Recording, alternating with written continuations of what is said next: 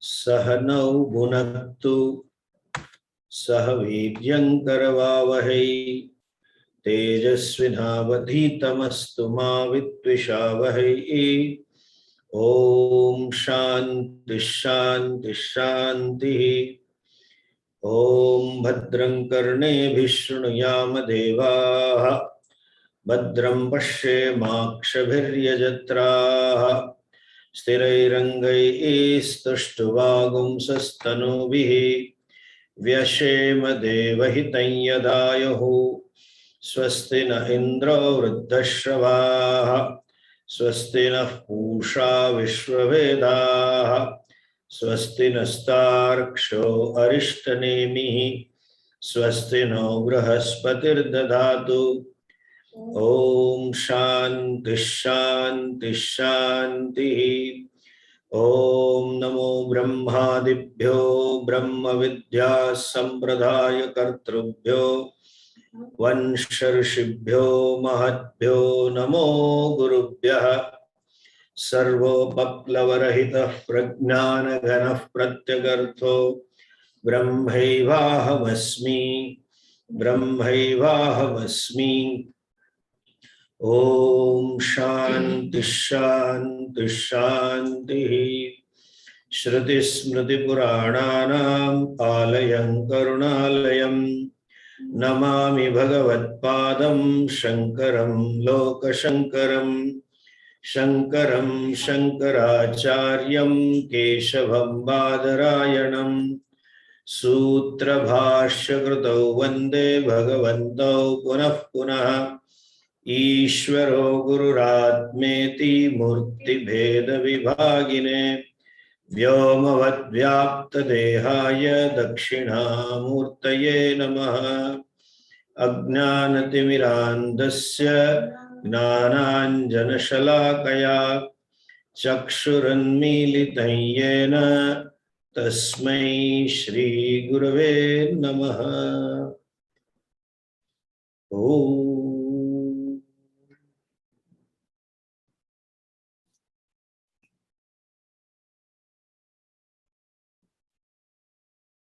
The Purusha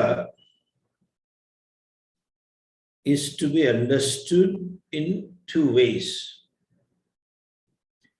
In terms of its Swarupa and in terms of its manifestation. Swarupa is adreshyam, agrahyam, achakshusparsham, avarnam ityadi. What was said earlier in the very first Mundaka onwards. And in this section, as we saw, the whole creative process is being taught. How does the creation took place? The Tatparya or the essence of this entire discussion is not to show that how the creation has come about. Tatparya is to show that creation is karyam. It is, since it is karyam and Purusha is upadana karana. Only when you understand Purusha as formless, then only you can understand the Swarupa, the creation.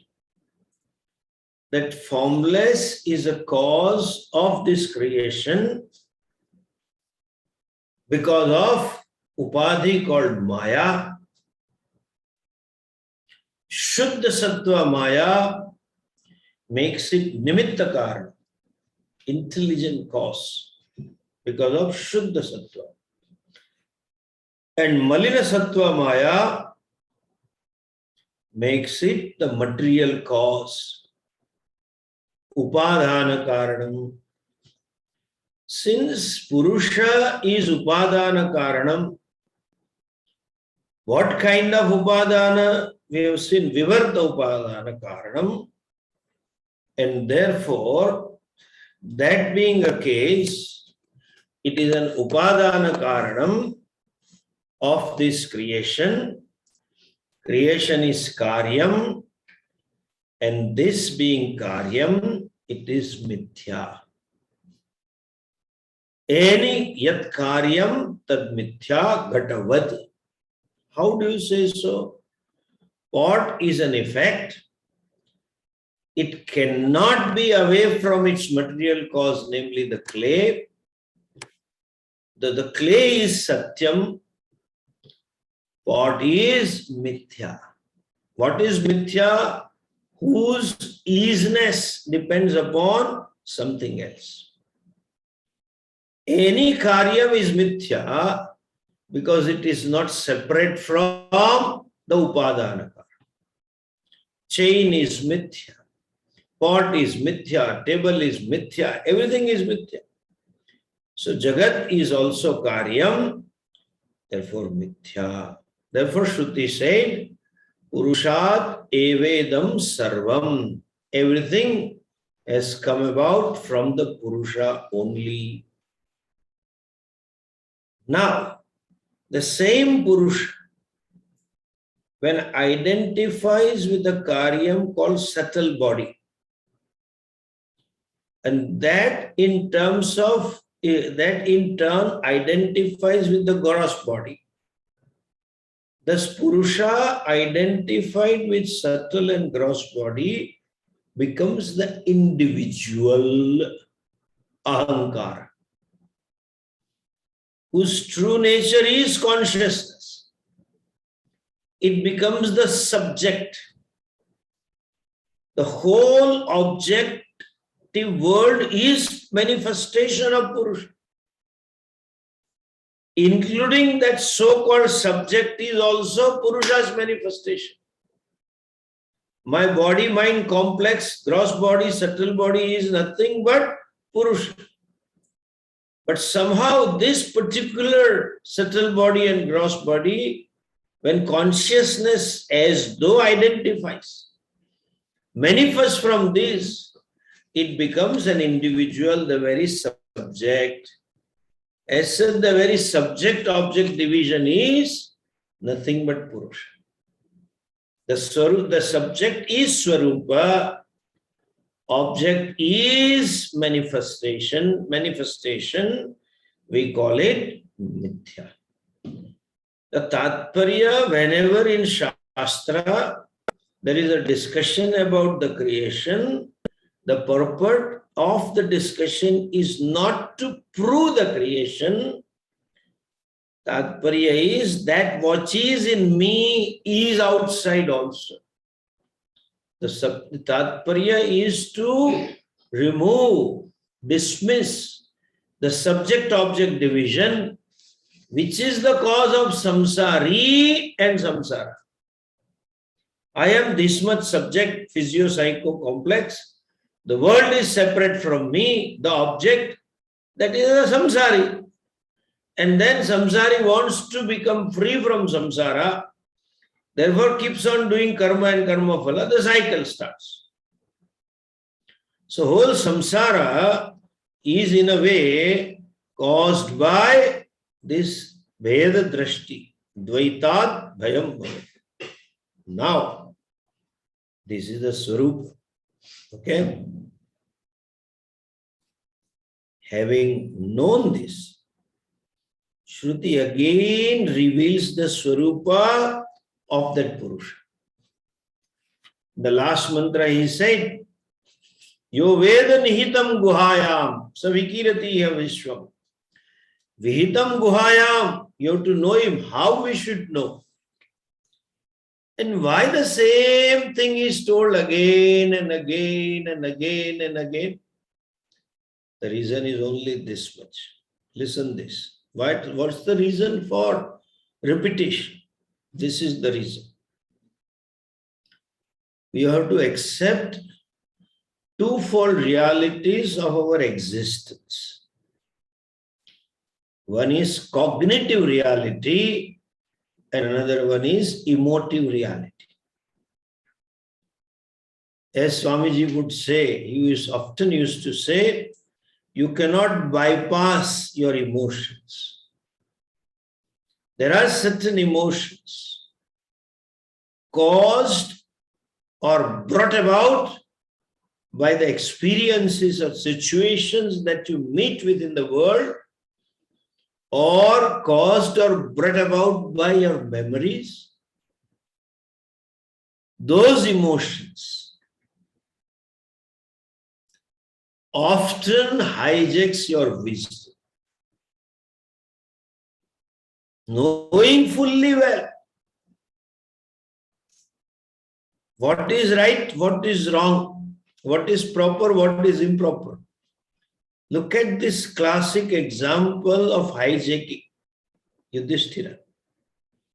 He never spoke untruth. And he was called as Dharmaraja. Embodiment of dharma means kartavya. And it is a nature of these values, when you hold on to one, the rest of them will come. See, if you push the car from somewhere, only one point. Suppose you are in a driver's seat and you get down and it has stopped working and you push the car from the door of the driver. Whole car moves. And if you are sitting in it and your passenger car seat in the front, your friend, another friend in the behind, they push it from those left-hand side doors, whole car. Somebody from dicky side, whole car. So when you adhere to a given value steadfastly, you end up following all the values. Yudhishthira lived all the values. He always committed to duties. Do you think such a wise and just person who was an embodiment of dharma did not know that I should not put my wife in the game of dice as a challenge? She is not a commodity. I should not put my brothers, they are not a commodity. I have no right to give away the kingdom. That's not commodity. He always said that kingdom, though I am a king, prince here, but right belongs to all of you. He shared what all he had. But that moment when he played the dice, jua, he gambled, he lost all his wisdom. All the wisdom got clouded. That moment, it happens in our life. Some moments, the wisdom is unavailable to you, your own wisdom. As though you are overpowered, as they say in Gujarati, Mataji Aya, or Bhoot Sawar, the ghost has taken over. That given emotion overpowers the person and he or she just conducts herself or himself absolutely against his or her wisdom. That is a momentarily spur. There is a bout of emotion. When that bout subsides, that person himself will repent. Person may be crying. I did so. Yudhishthira kept on repenting. Yudhishthira is an extreme case, but it happens in day-to-day life. We lose the propriety of our actions. We lose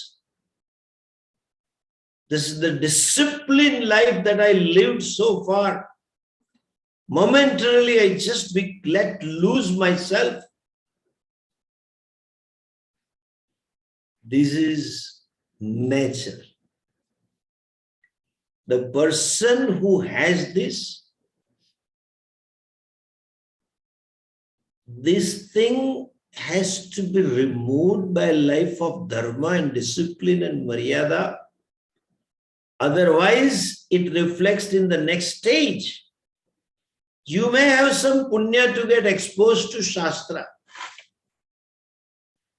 You may have some cognitive growth, some intelligence to understand the Shastra. And while you are studying, you may be gifted with some Shraddha. That teacher arrests the attention, and because of Shraddha, you see what the teacher said very clearly. That's fine. But when you start out of the class, when you start conducting yourself, you just get carried away by some emotions. Even a simple thing, this experience, psychology. We keep hearing that I have to experience the self. And someone tells that I had an experience of Bhagavan. I had an experience of Samadhi. It's so bliss, blah, blah, blah. Momentarily, you just start deviating from that. From pramana. You know Shastra is a pramana. Problem is of self-ignorance is known. No experience can remove the ignorance is known. But still you want it. Convert it into mystic. They introduce me, Swami Paramatmananda is a senior disciple of Param Puja Swami Dayananda Saraswati. He studied in detail the mystic knowledge of Vedanta and consciousness. Useless. What is Vedanta and consciousness? These two things are not there. And the mystic knowledge, if it is mystic, it cannot be knowledge. If it is knowledge, it cannot be mystic. Mystical experience is always subjective, that you cannot communicate to others, that itself is mystic. That you cannot even describe is mystical. Therefore, they need a different tone in that meditative awareness. The bliss manifests. He has to smile that time. He has to smile before starting a statement. The bliss manifests. All over. There was joy. I was inundated in the ocean of joy. Good that you were. I hope you really got inundated. I wish you were. So that you would not have come out and talk this nonsense. If you were inundated, if you should have been drawn in it. Those moments loot the wisdom.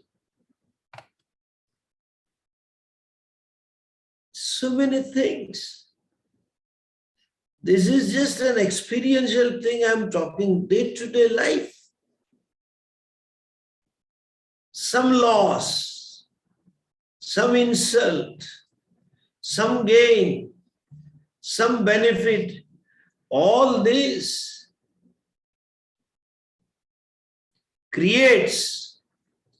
brings out that individual. And you lose the whole thing. You know what is losing? A couple of weeks ago, I had told in question-answer session. How to own up the knowledge? How do I know that I lost the knowledge? Itni baat. We have studied at least cognitively, or at least remember the word, that this world is mithya.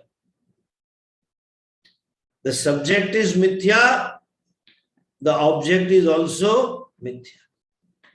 Experiencer, experienced, and the very experience is mithya. if it is mithya, why you give so much of importance? Like watching a movie rather than playing in a drama. The king is mithya, the kingdom is mithya, and the experience of ruling is equally mithya. The beggar is mithya, begging is mithya, an expression of beggarliness is mithya. What's a big deal?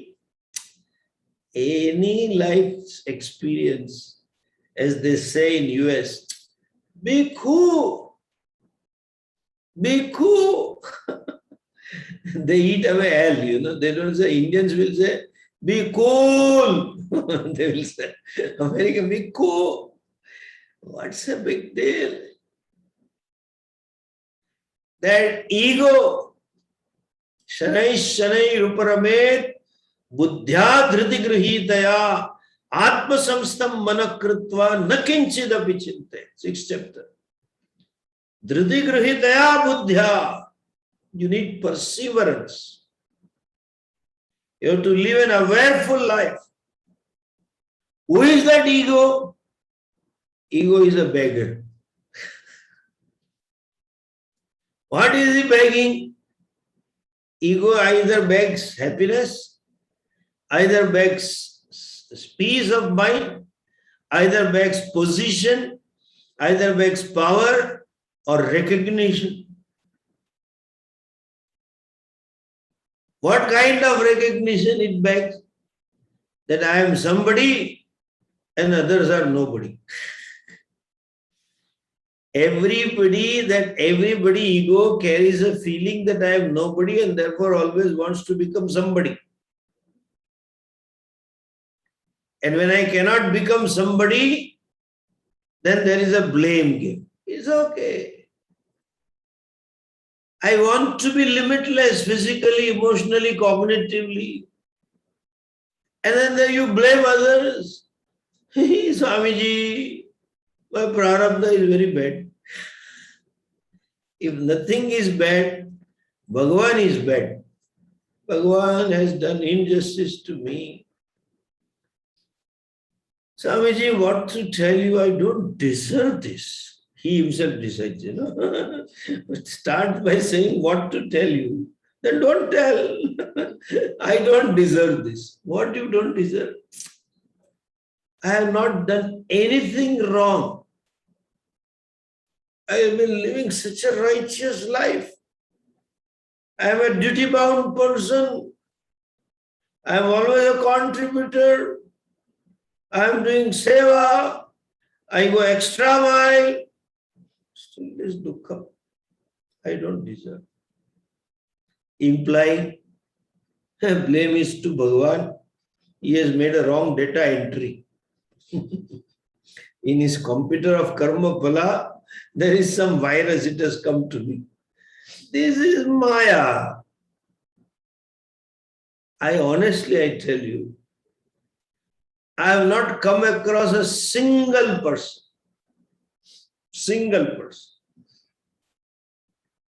So many benefits or so many gains they have come across in their life. Financially, socially, or whatever way, relationship-wise.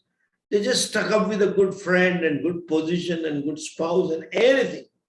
Excellent children or neighbor or whatever it is. Even coming to Vedanta, they come here and they say, oh my God, when I have studied from you and when I go out, then I realize, oh my God, so much gift I have. I am gifted, blessed that I came to the tradition. But no one has told me. Some money gain, whatever gain they have. Swamiji, I don't understand what punya I did. I don't deserve this. This is Maya. When good thing has come to you, you don't want to say that I don't deserve. And when some unpleasant thing has come to you, you again say, I don't deserve. That is Maya. Very beautifully, Chinmayan used to say, mind at play is Maya. Emotions take you for a ride. They say, Swamiji used to say, you have studied this, unconscious comes out. And that unconscious takes the wisdom for a ride and the jiva starts ruling. When the jiva starts ruling, the world becomes real. When you understand I am Brahman, the world is mithya. To the extent you give reality to the world, your day-to-day experiences, your relationship, your position, your health, anything, giving reality to it is nothing but expression of the clouded wisdom. Taking it so much, and in samsara, it is nothing but dukkham. Taking it so much, the fellow always thinks, I am Mahadukhi. Nobody dukhi like me. Nobody given injustice like me. And nobody pious like me. Emotions keep hijacking. This is where nididhyasanam and some introspection is necessary. One has to look at objectively one's own mind. If it is not possible, which is the case in most of the cases, therefore Swami used to say, seek help. Therefore, in our tradition, you always consult some elders. You follow what the elders say. Because there is always subjectivity in my own judgment, in my own self-estimation about myself and the situation and the people and possessions and positions, everything. You have to learn to be objective. I see myself objectively and learn to disown the ego that overpowers me, makes me a samsari. Samsari means the synonym of samsari is Mahadukhi. And synonym of the wise person is Nandati, Nandati, Nandatteva. Yogarato va, bhogarato va, sangarato va, sangavihinaha. Yasya brahmani ramate chittam. Nandati, Nandati, Nandatteva. Always rejoicing. That doesn't mean, Swamiji, where are you? I'm in Baroda. Oh, you came to Baroda? Yes. When did you come? Today afternoon. That is not Nandati. That fellow needs to go to some hospital, okay? Nandati means cool as cucumber. શું આપ તૂટી પડ્યું અને પડ્યું અમે પડી ગયું છે, શું કરી લેવાના તો તમે? Just relax. Therefore, you must have noticed Swamiji was always relaxed. He was so relaxed that mere presence, in his presence, you become relaxed.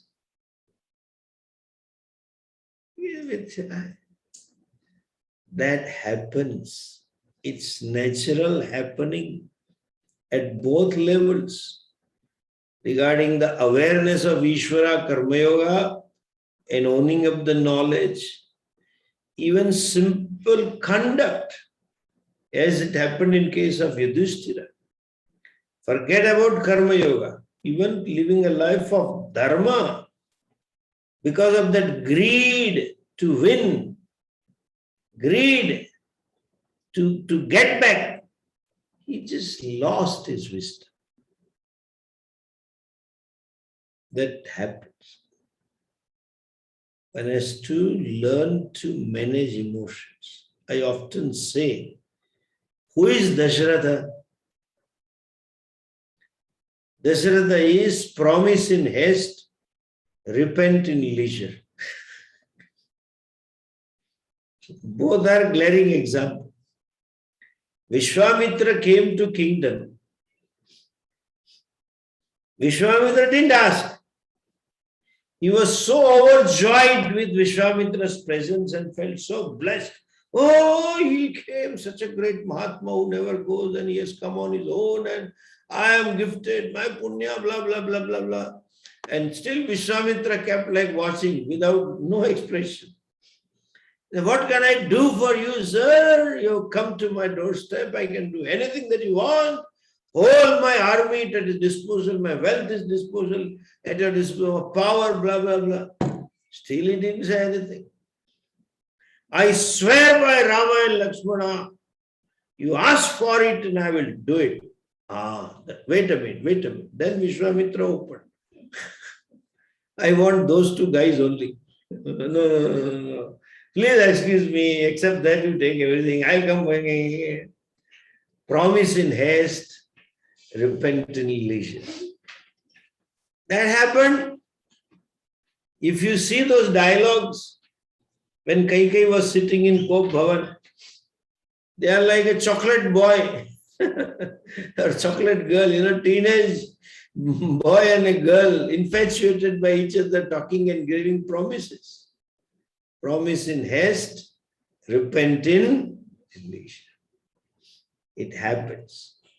Therefore, one needs to study again and again. This is the primary happening. Then Karma Yoga time, missing the awareness about Ishvara. Then Shravana Manan Dhyasana time, whatever wisdom you gained, either lose in terms of clarity, and even if Mananam doubts, or even if you add it, you lose in terms of certain unconscious overpowering, and start the blame game. This fellow is like this and that person is like that. Because of them, I am being victimized. Nobody around, Bhagavan certainly is available. I am there because of that. So, it is again told. What is the nature of the Purusha? Where the Purusha evedam sarvam. Everything is that Purusha was said in the previous mantra, in the previous section. While concluding mantra, it said, Sapta Pranaha, 8th mantra, 9th mantra, is said, Atasya sarve esha bhutaihi tishtate yantaratma. He is antaratma. Purusha evedam vishwam. It is a self. Antaratma means the subject. And idam vishwam. It is idam, whatever is known as this, that is available for objectification. That is a Purusha. And it has to be known in and by nihitam guhaya. And then by then, when you know, you remove the knot of ignorance and gain the freedom that is your nature. What exactly means by avidya granthi? How do I know Purusha in Hridaya? That is being told in the next mantra. Look at this second Mundaka of the second chapter. Avissannihitam guhacharam nama. Avissannihitam guhacharam nama. Mahatpadamatreitat samarpitam. Mahatpadamatreitat samarpitam. Ejat pranan nimishacya yadaitat. Ejat pranan nimishacya yadetat. Janatha sadasatvarenyam param. Janatha sadasatvarenyam param. Vijnanadyadvarishtham prajanam.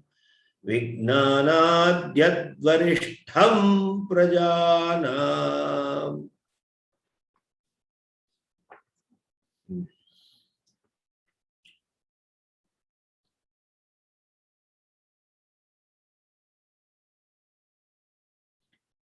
Avihi. Avihi means that which is effulgent, that which illumines. Sannihitam, that which is closest, that which is very near, that which is in the closest proximity. Sannihitam guhacharam nama. Guhacharam, that which moves around in the cave. Which cave? Earlier it was said, Yo Veda nihitam guhaya. So vidya granthim vigirati saubhya. The same gufa, the same cave is being talked here. Mahat padam nama. It is limitless. Padam means abode. It is limitless abode of everything. Atra etat samarpitam. Here everything is surrendered to Brahman, means Brahman is the substratum of everything. Surrendered to Brahman is in the sense of itself being mithya and Brahman being the very substratum. Ejat pranat nimishatcha.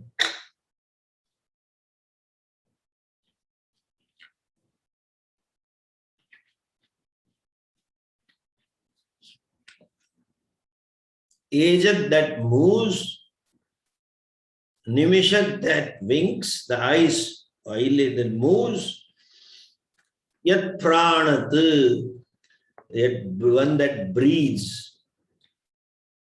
Yat etat tat janataha. Please understand etat. Tat as yet. Know that as these. What is it? Sadasat Swarupam. Sat means murtam, manifested, with forms.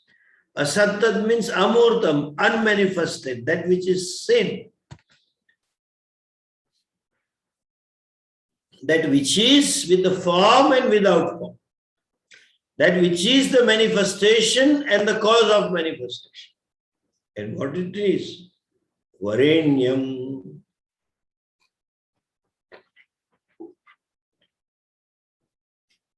Varenyam means Sharaniyam, that which is to be worshipped, that which is to be sought.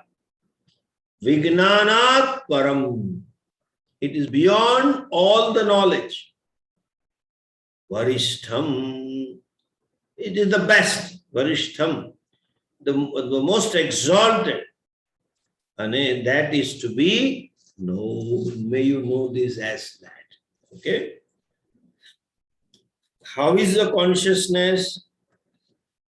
Consciousness is this. Avisannihitam guhacharam nama mahatpadam etat sarvam samarpitam. Ejat pranacha nimishatcha yadedat janata sadasat varenyam param vignanad yat varishtham prajana. One by one. Avihi. Avihi means effulgent. Avihi means light. Okay? That which is self-effulgent. That which is of the nature of revelation. It reveals itself, and it is because of it everything else is revealed. Therefore, I said it is of the nature of revelation. That is its nature. It doesn't require any external agency to reveal itself, much less any given object requires or possible that it is revealed by something else other than the consciousness. Avihi means it is the subject which is sentient and conscious of its own, and at the same time Everything is revealed because of it. Means everything is, that is because of it. Yadasti yad bhati tad atma rupam nanyatah nanyat tato bhati na cha anyadasti. Whatever is nothing but because of consciousness. Whatever shines is nothing but because of that consciousness. Like a wave can say, whatever waves are there or were there or will be there, yadasti, and whatever waves are moving around, number of times moving, coming, going to the shore or in the middle of the sea, all those movements and all those dvaitas, mean varieties, number of waves, is because of me. I am the avi substratum. Wave is because water is. And this wave knows itself to be water and therefore says, I am.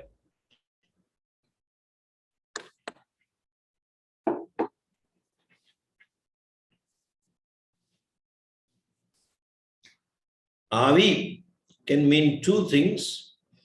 Swarupataha, self-existing, self-revealing consciousness. And in terms of manifested world, whatever is because of this self-evident consciousness. It is superimposed on it. That self-consciousness is the very substratum of it and therefore gets a status of Ishvara. That is Avihi, that which is, and therefore everything else is. That which shines, therefore everything else shines. Tasya bhasa sarvamidam vibhati. Avihi. The next is sannihitam. Very well placed, samyak nihitam.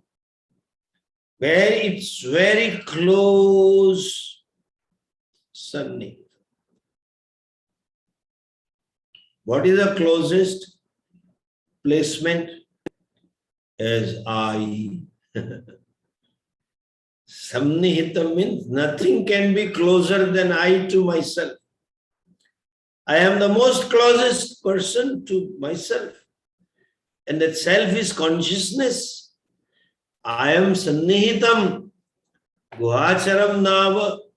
It means I am sannihitam. I am there inside the body. That is my swarupa. As though inside, if you have to say. And whatever is outside is non-separate from me. That is sannihitam.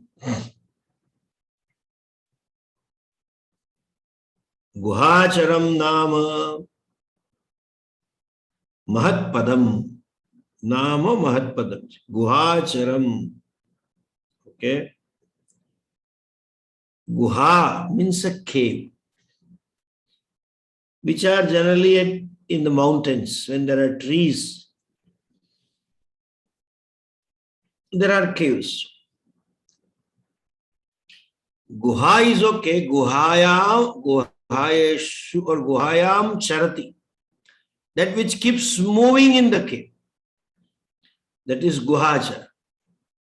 Like in our vernacular languages, we have word Nishachara.